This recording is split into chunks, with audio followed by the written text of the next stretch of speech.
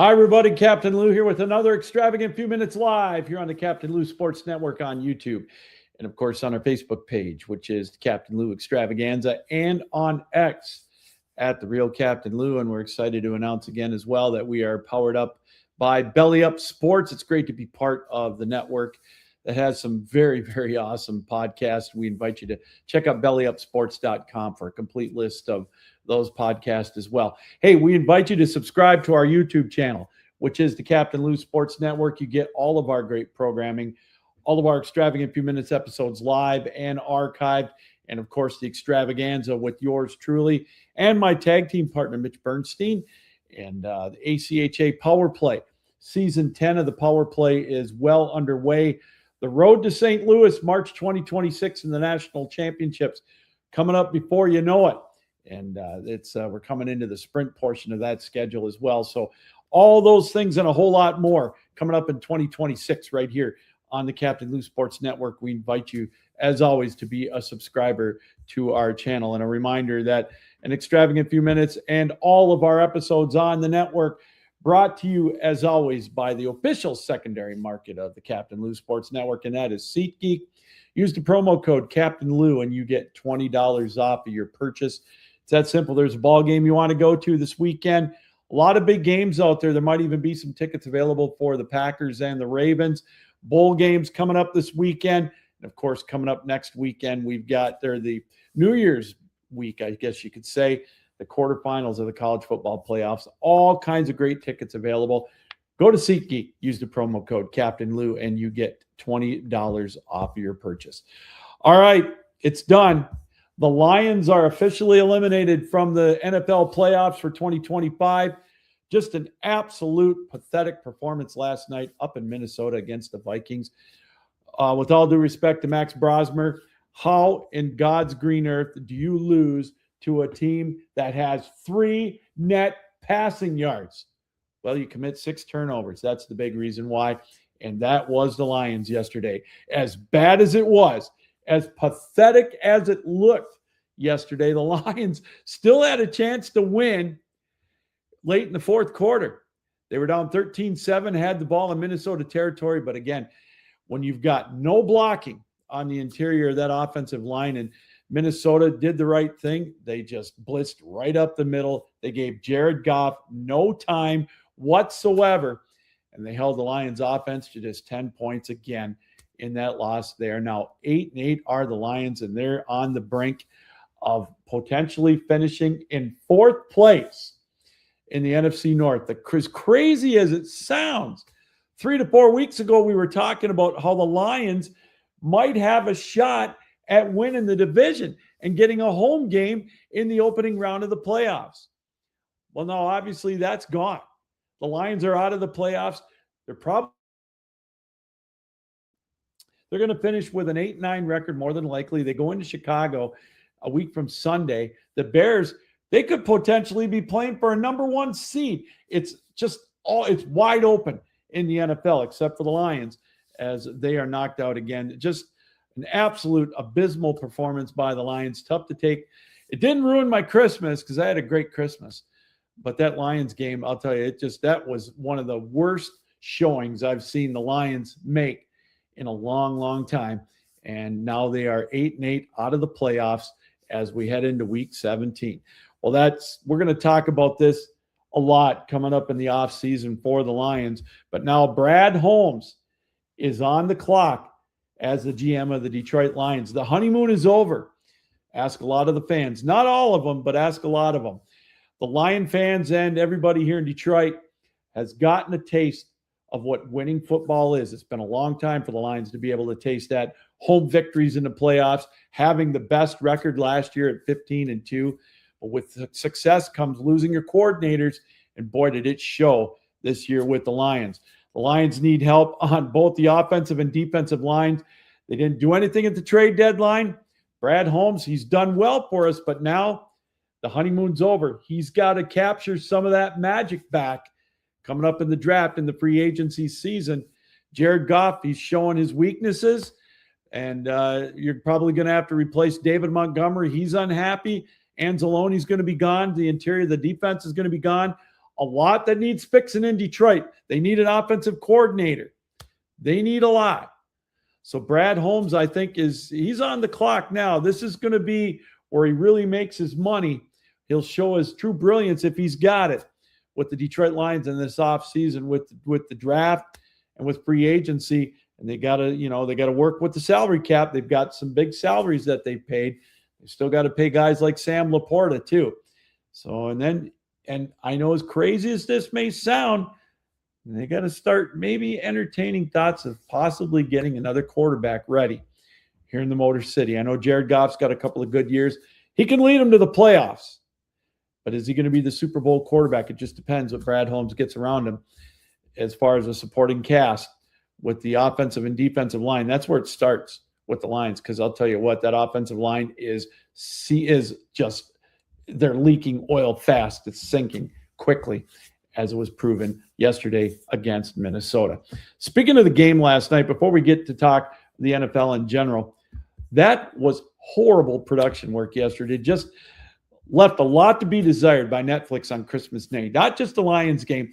Watched a little bit of the Dallas game against Washington. Just a very, very pathetic production by Netflix. Trying to talk to Barry Sanders during the game, especially when Penei Sewell got hurt. It looked like they had him on a Zoom call, talking to Chris Carter. And maybe their hearts may have been in the right place, but we didn't get many updates on injuries, nothing. It just seemed like such a haphazard production effort, whatever. And was it me? But Drew Brees sounded like he was trying to wing it. And you could tell he was ad-libbing it for both teams. It just did not sound very good at all. Drew Brees needs a lot of work. And the whole production, and again, Netflix, a lot of times it buffered. So for Christmas Day, if you're going to go up against the NFL, or the NBA rather, which has owned Christmas Day as far as sports programming for decades, and you're going to want a piece of that. I know NFL just thinks whatever they do, people will watch it. But I'll tell you what, it was an embarrassment. I just was not impressed at all yesterday with the production of Netflix for the Lions game against Minnesota. Also Dallas and Washington. It just looked second rate. And it's kind of surprising because the NFL usually does everything as far as that goes right at the top with the top level. But that definitely was not top level from production or a broadcasting standpoint in that one. So anyways, let's take a quick look at the NFL with the season 17 or week 17 rather, and the playoff outlook right now. And the top teams obviously haven't changed. Seattle's the number one seed, but it's crazy because in the NFC, San Francisco plays Chicago. The winner of that one could potentially still have an opportunity for the number one seed. Chicago's not out of the woods yet for that. They could go to 13-4, and they could be right there. And another crazy stat too, the Rams got to win. If the Packers win out, they go to 11-5-1. That would mean the Rams would have to win at least one game, or the Rams could be the 7 seed with 11 wins. I know it sounds crazy, but it could happen. And they could end up playing the Bears or whoever the number 2 seed is.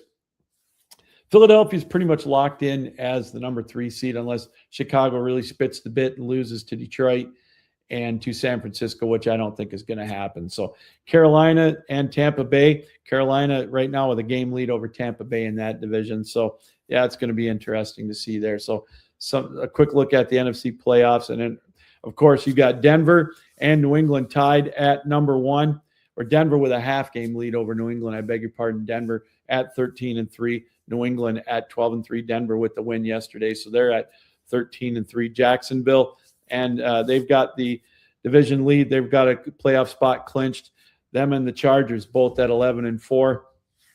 And Buffalo as well at 11-4 with a looking like probably a wild card spot. Well, they do have a wild card spot locked up. They're still looking at even potentially getting the number 1 seed winning that division. So a lot to play for this weekend. We'll talk more about that tomorrow on our next Extravagant Few Minutes episode. Finally, in the world of sports, it looks like Michigan looks like they're going to have their guy as their next head coach. It's going to be Ky Whittingham, formerly of Utah. All leads are saying it could be a done deal as soon as later on this afternoon or tonight. Ky Whittingham brings a 177-68 record into Ann Arbor, 21 season as a head coach. Of course, the majority of that with Utah a few years ago led them to a 13-0 record. He brings a winning record and a winning attitude to Ann Arbor, something I think that Michigan needs. Hopefully he can do it. He can win at Michigan despite the athletic director that's still there in Ward Manuel. I think it's a good hire for Michigan. They need somebody in there, a no-nonsense kind of a guy who preaches a tough attitude. He likes physicality in his game plan. I think that's what Michigan needs. Now, the big question is now, if he gets hired today or tomorrow, that opens up that 15-day window for transfers. And, of course, the transfer portal opens up on Friday, a week from today. So this is a much-needed hire for Michigan. They needed to get it done this weekend, and they got it done. It just took a while to do it, which doesn't look good for Michigan. But it looks like they get their guy. I like the hire so far. The guy's got a winning attitude at 117-68 over 21 years. Now we'll see what happens. He'll be down in Orlando probably for the Citrus Bowl as they play Texas. He won't be coaching it. Biff Pogge's still going to be the interim coach. And obviously getting him in now, you hear all the warning signs. You heard Biff Pogge say earlier in the week there could be up to 25 players that may not be playing in the game or not showing up. We'll have to wait and see on that. But a big hire for Michigan. Ky Whittingham is going to be the new man, the new head coach. It's pretty much a done deal in Ann Arbor. He'll take over for the disgraced Sharon Moore. He'll lead the program. He's going to get a 5-year deal. He's 66 years old. That creates maybe a little bit of a concern, but it's not as big as it was back in the day. Is he going to be maybe a transitional coach? Who knows? But he still got the fire. He said that even when he stepped down at Utah. He wasn't fired. He went into the transfer portal just like the players. So he brings an attitude I think Michigan needs. We'll have to wait and see, though. It's interesting. He's a good coach. He's got a winning record, and he's been to bowl games. So we'll go from there. All right, that's going to do it for this edition of the Extravagant Few Minutes live here on the Captain Lou Sports Network. I want to thank everybody for welcoming us into your homes, on your computers, on your laptops, however you watched us around the world here on the Captain Lou Sports Network. Until next time, Captain Lou saying happy holidays, by the way. I hope you had a Merry Christmas. Be safe out there, especially here in the state of Michigan with all the icy roads, with the ice storm we had earlier today. Just be safe if you got to go out. And we want to see you stick around for the rest of the year and beyond. All right, everybody. Captain Lou saying keep your heads up, keep your sticks down, keep your feet moving, and as always, keep your minds open. So long.